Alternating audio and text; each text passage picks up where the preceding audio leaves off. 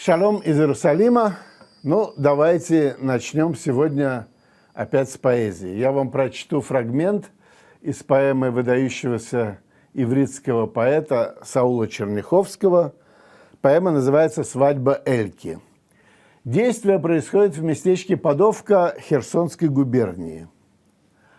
А во дворе синагоги стоит уж готовая хупа. Рядом подовский раввин и кантор. Под шелковой хупой встал с шоферами жених. За невестой вернулась капелла. Мелкие свечечки в небе зажгли, веселясь ангелочки. Чтобы им было виднее, как шествует скромная Элька. Грянули маршем бравурным ретивые члены капеллы. Элька идет под фатою, посаженной матери рядом. Элька не чует земли под ногами. Не сами ли ножки Эльку уносят куда-то? Не слышит она и не видит, как уж вокруг жениха ее обвели семикратно. Слышен откуда-то милый, надтреснутый голос раввина. «Благословен ты, Господь наш, владыка вселенной!» Но Элька даже не помнит того, как надели колечко на палец. Не понимает она, как над ухом бормочет ей служка. «Вот тебе, дочка, кетуба, храни, береги ее свято, ибо женою не будешь, когда потеряешь кетубу». Это, кстати, перевод выдающегося русского поэта Владислава Ходосевича. А Саул Черняховский тоже был выдающийся переводчик. В частности, он перевел всю классику, и «Илиаду», и «Одиссею», и эпос о Гильгамеше, и «Слово о полку Игореве». Но сегодня мы будем говорить, конечно, не о переводах, а будем мы говорить как раз об вот этой кетубе, без которой не может быть еврейская семья. Кетуба или брачный контракт – это вообще самый главный еврейский документ. Вот вы знаете, в еврейском доме всего может не быть. Даже на самом деле и молитвенника может не быть. А кетуба быть обязана. Без нее семья существовать не может. Это сказано в Талмуде, и это действительно так является законом. Этот документ очень важен. Этот документ сопровождает семью всю жизнь. Но интересно, что, например, в Библии никакой брачный договор или брачный контракт письменный, он не отмечен. А впервые брачный контракт у нас появляется в письменных источниках как раз в апокрифе библейском, в книге Товии. Там очень симпатично сказано, я очень люблю это место, что в книге Товита, что там сказано, что он заключил договор, записал все, а потом они сели есть. То есть начался брачный пир.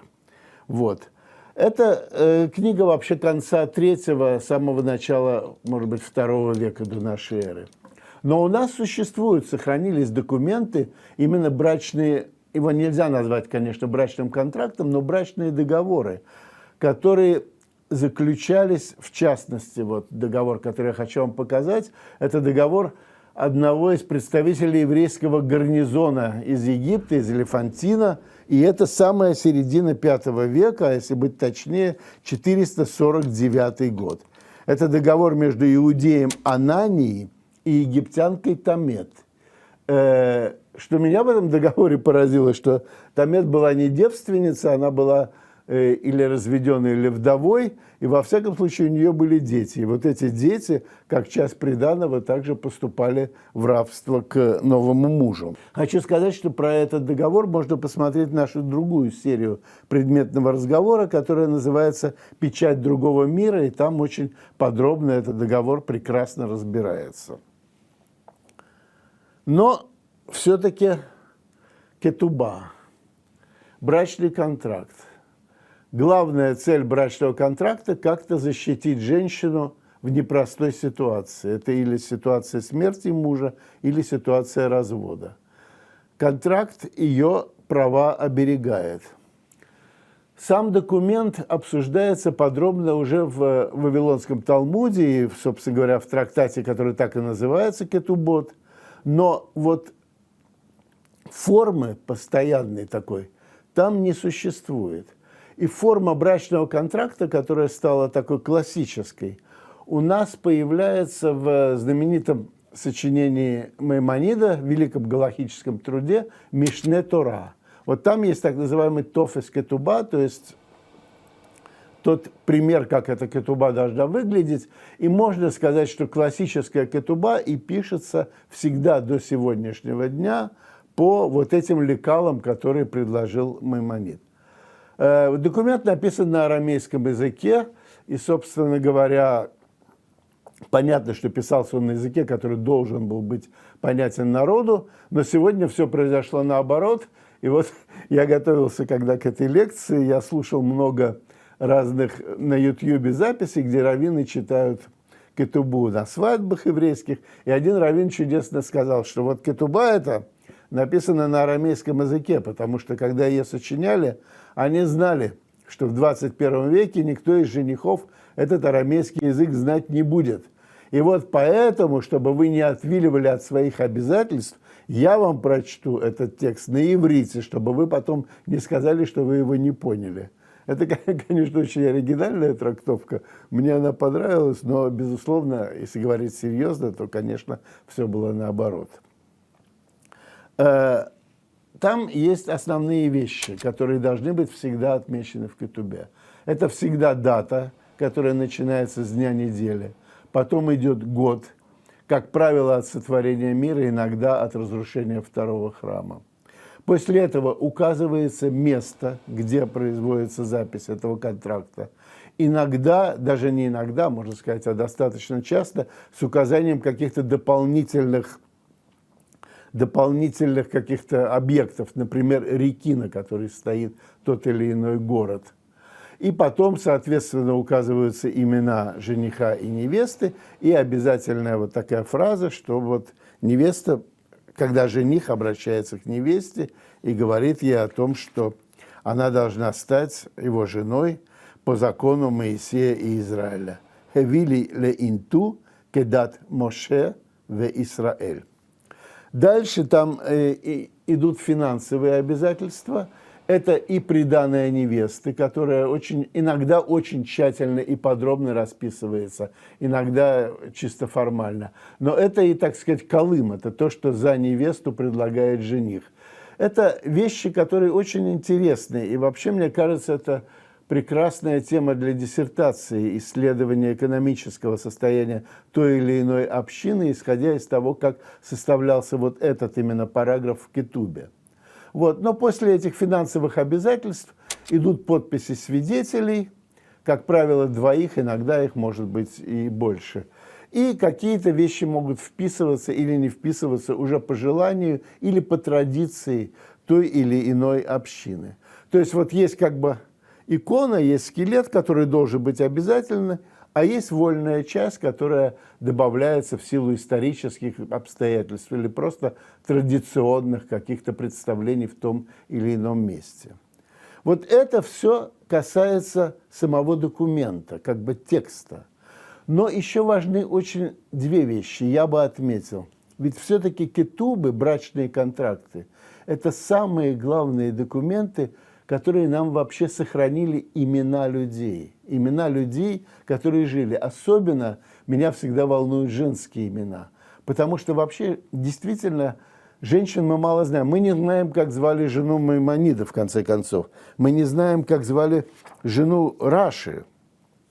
Мы не знаем, как звали... Вот дочерей Раши знаем, а жены нет. Мы не знаем, как звали жену Иуды Галеви. Вот мне всегда было, например, обидно, что Ксантипу, жену Сократа, мы все почему-то знаем за ее гнусный характер. А жен выдающихся представителей нашей культуры нет, не знаем, потому что кетубы их не сохранились.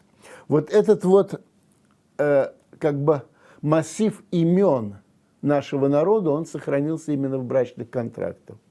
Но еще безумно важно, конечно, что с какого-то момента брачный контракт для простых людей превратился вот в единственный, наверное, праздник в доме. Нет, не единственный, два праздника. Вот шаббат – это день, который полностью отличается от остальных дней недели. А брачный контракт – это некая красота. Он стал превращаться в произведение искусства. Очень часто народного искусства, наивного искусства. Но он начинает раскрашиваться. Его оформляют художники. И вот мне кажется, что в простой семье очень часто вот единственной красивой вещью и был вот этот брачный контракт. И когда женщине было тяжело или когда быт заедал, то вот она брала, смотрела на этот красивый брачный контракт и думала, что жизнь-то вообще красивая и с любимым человеком.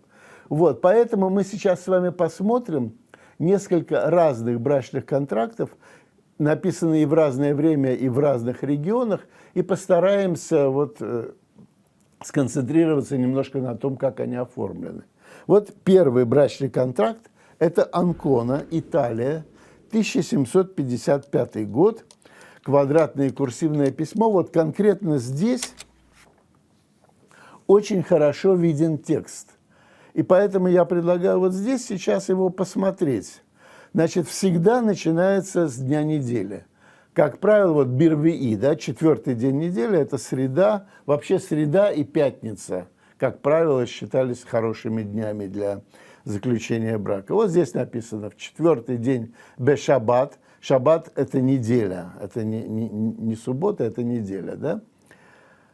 Бешаббат шлоша ямим леходеш хешван, то есть третьего дня месяца Хешвана, года 5000, ну, я вам еще по-русски, наверное, скажу, 5516, да, от сотворения мира, так как считаем здесь мы в Анконе, в столице, в городе Анконе, в городе, стоящем на берегу, на морском берегу, ну, можно сказать, на мысу таком, на берегу, и на реках Аспио и Фюамешино. Этой реки я нигде не нашел, но, видимо, она тогда была.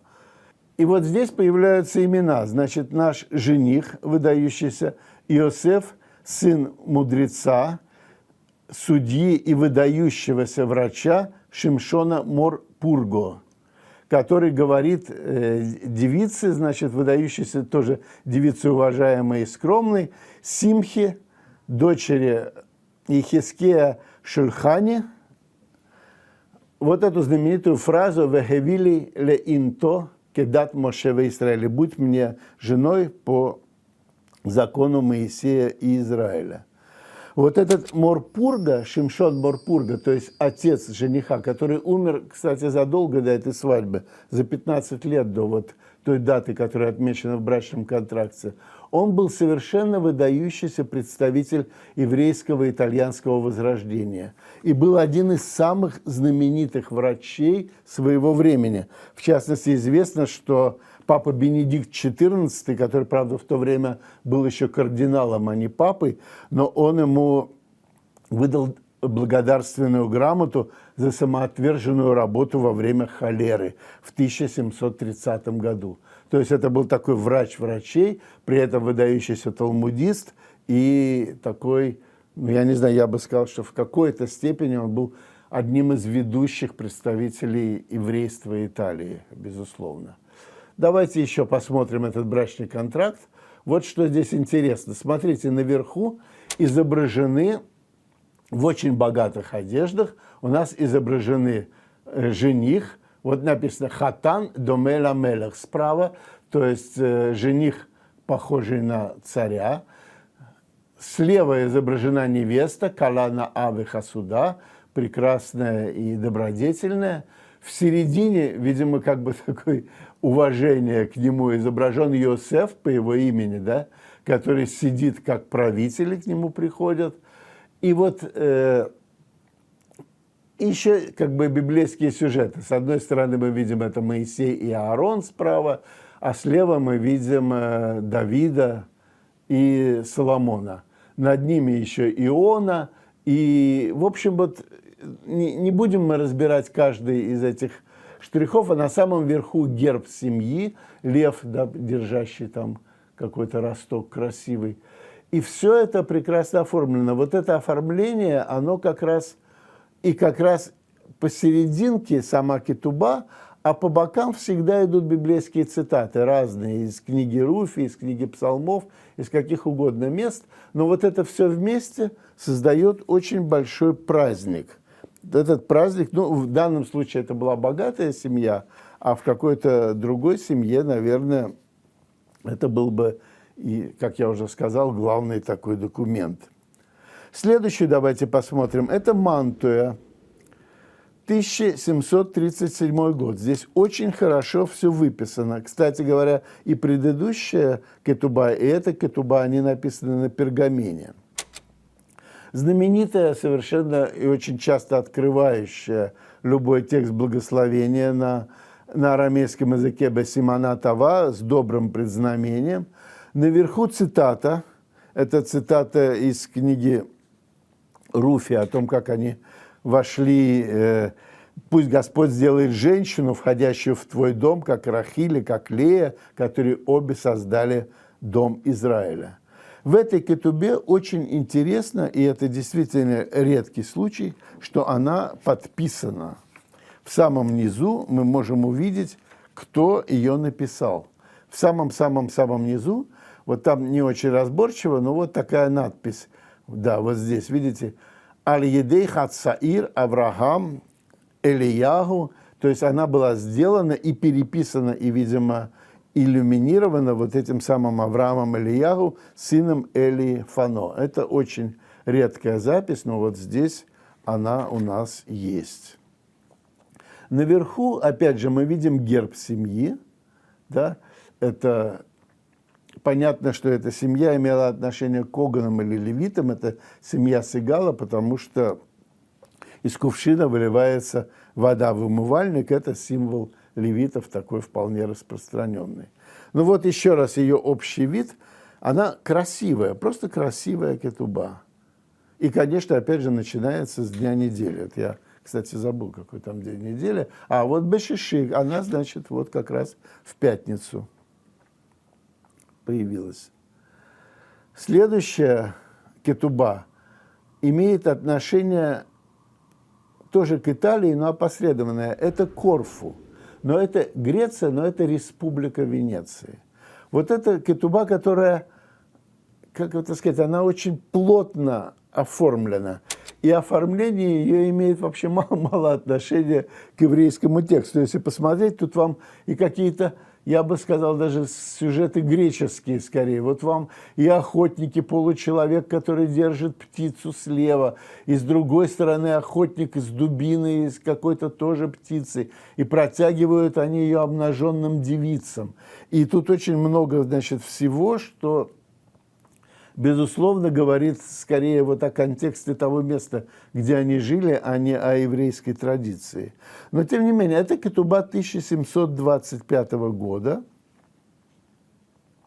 Также она, видите, начинается вот этим самым поздравлением Бесимана Тава, Уве Мазла Маалья, да, Меалья. Тоже, значит, это с добрым знаком и с выдающимся счастьем, можно сказать. Что еще в этой кетубе интересно? Вот здесь есть внизу две совершенно нестандартные надписи. Одна надпись на итальянском языке, и она фиксирует то, к какой общине имеет отношение эта кетуба. Дело в том, что на острове жили три еврейские общины – сефардская, романиотская и итальянская. И, очевидно, они имели какие-то три разные книги, фиксирующие, вот, где происходила эта запись. А рядом как раз запись на иврите, которая говорит о том, что наша невеста оказалась девственницей. И это вообще запись довольно редкая. Таких записей мы практически не встречаем, чтобы это фиксировалось в кетубе. Вот прямо написано «Галь науль Майян Хатум», да, как в песне об этом сказано. И рядом есть подпись самого жениха, который это заверяет слева. Это редкая очень вещь. Также можно отметить, что в этой кетубе год отмечен дважды. И от сотворения мира, и от разрушения второго храма. лехурбан байт, бейт амикдаш, да, лехурбан бейт амикдаш. Вот, то есть вот такая вот, с одной стороны, совершенно уплотненная картинка, не имеющая прямого отношения к еврейскому бракосочетанию, а с другой стороны, вот такой более классический, чем стандартный текст с отмечанием вещей, которые, в общем-то, ну, и не принято было отмечать в кетубах.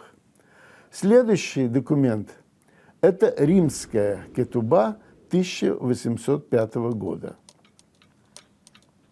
Она очень красивая. Вот она, видно, что выполнена, безусловно, профессионалами. И, опять же, вот она начинается с благословения. Здесь есть день недели красиво выделенный.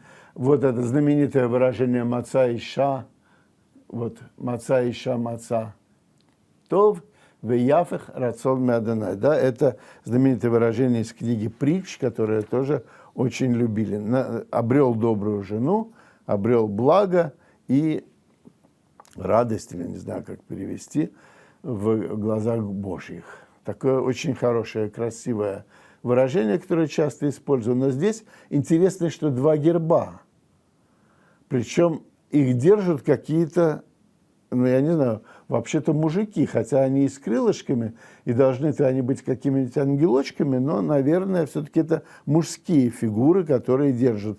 Первый герб красного цвета на оранжевом фоне – это герб, как мы считаем, невесты, а второй – это герб коэнов, это вот герб жениха.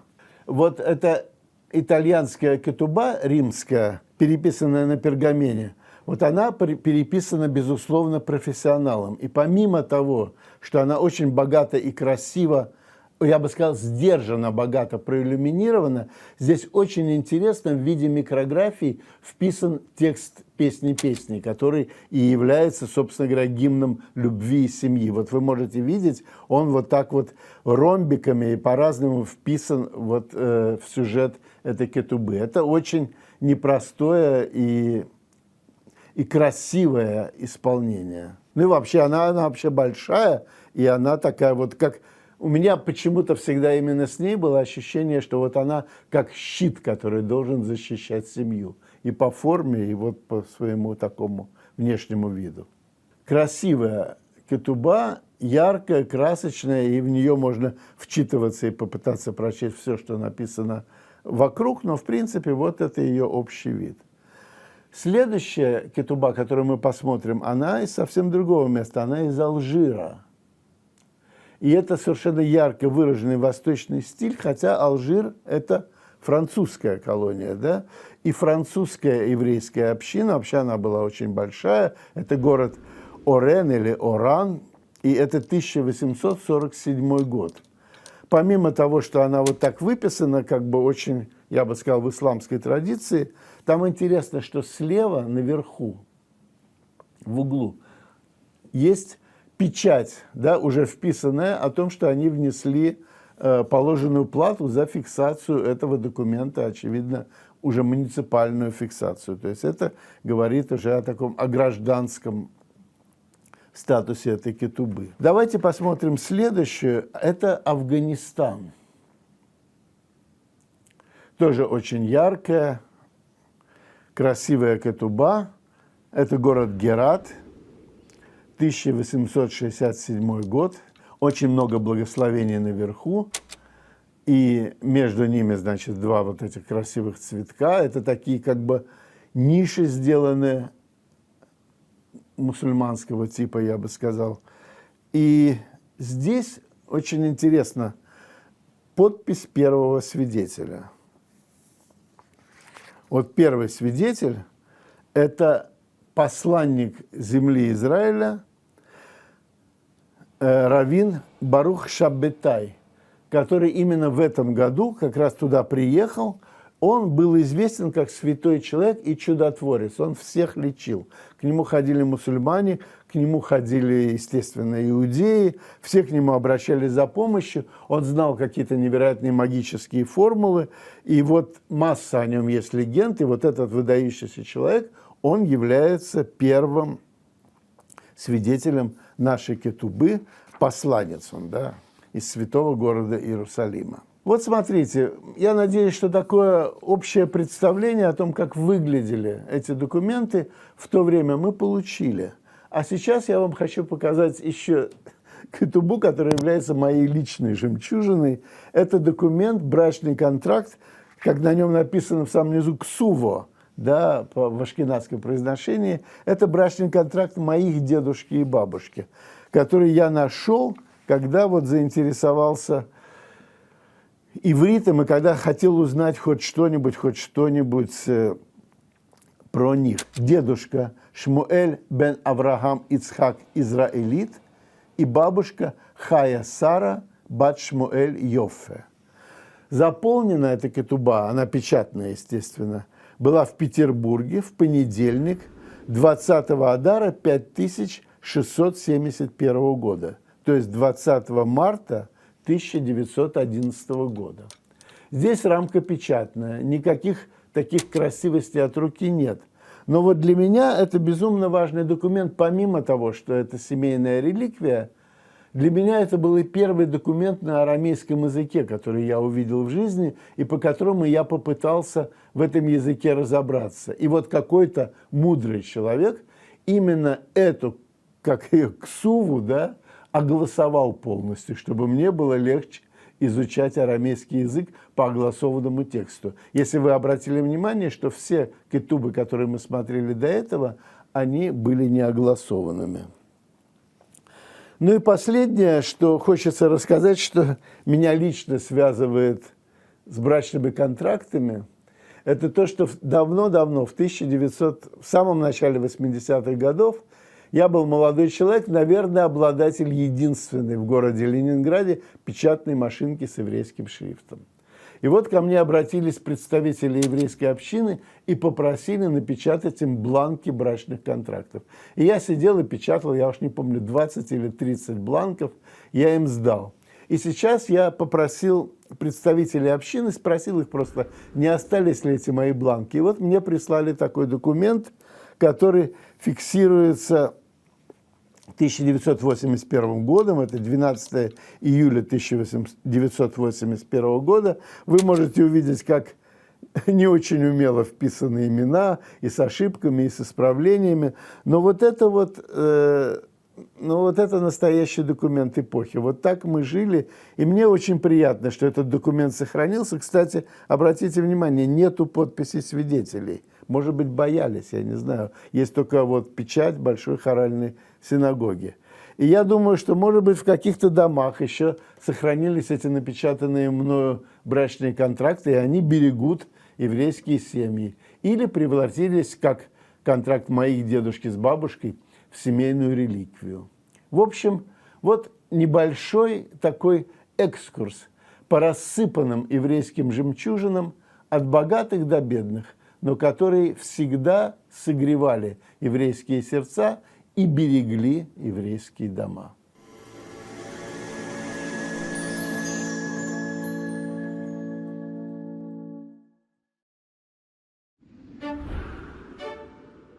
Thank you.